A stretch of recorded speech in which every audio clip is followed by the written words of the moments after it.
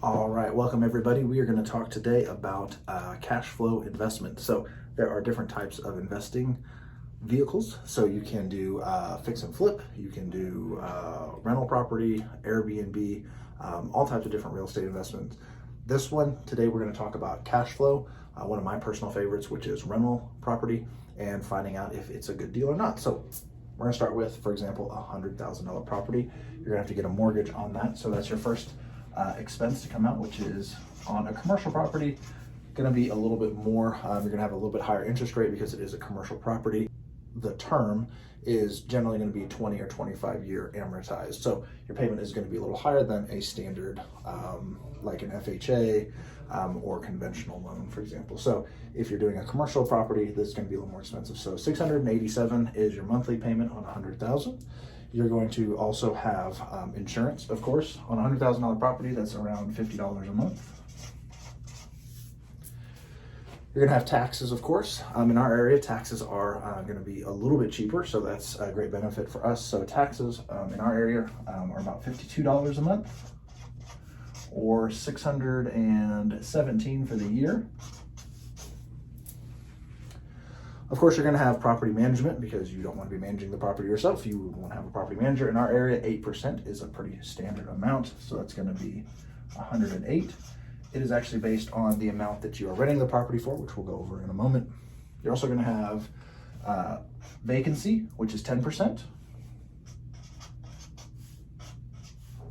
then the last amount is repairs. You're going to want to at least put aside 5% each month for unexpected repairs.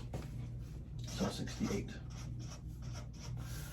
In our area, a $100,000 property is going to be either a 3-bedroom or 4-bedroom. It should more than likely rent for anywhere from $1,300 to $1,400 a month is going to be your income. So we take away all of our expenses. So let's just take the average, $1,350, and we're going to take away all of these expenses. And after we deduct that from the expenses, it's going to be right at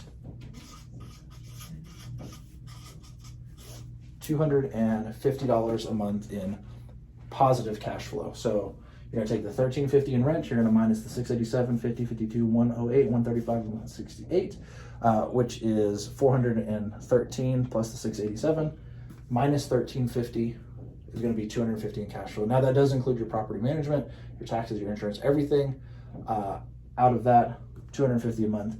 That is actually the minimum that I like to have in a rental property before purchasing it is $250. Anything above $250 is money. So you can run these numbers with any type of property, just adjust any of these figures. So if you're going to adjust the purchase price, if you're going to adjust the rent amounts, so like let's say you have a $50,000 house, of course it's not going to rent nearly as high as this one.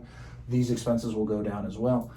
If you have a more expensive house, you can also run these numbers on other types of property. So if you have an Airbnb, the only real difference is your monthly income. It's going to be a daily income as opposed to a monthly.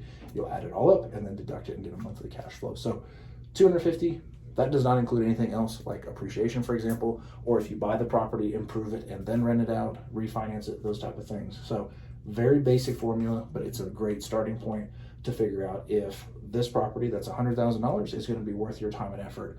The only other thing you want to account for that is if you're buying it for $100,000, but it still needs additional work, add that to the $100,000 just in case. So if you've got $100,000, but you've got $15,000 worth of work, add that in there. This number will change because your monthly is going to change as well. And then you want to make sure this is still above $250. So that is an extremely basic rundown of how cash flow works. And what you want to look for in a property. Of course, if you guys do have any questions, you want to invest in the local Springfield market, please let us know, reach out to us, and we're happy to help and go into more detail with this. Thanks, guys.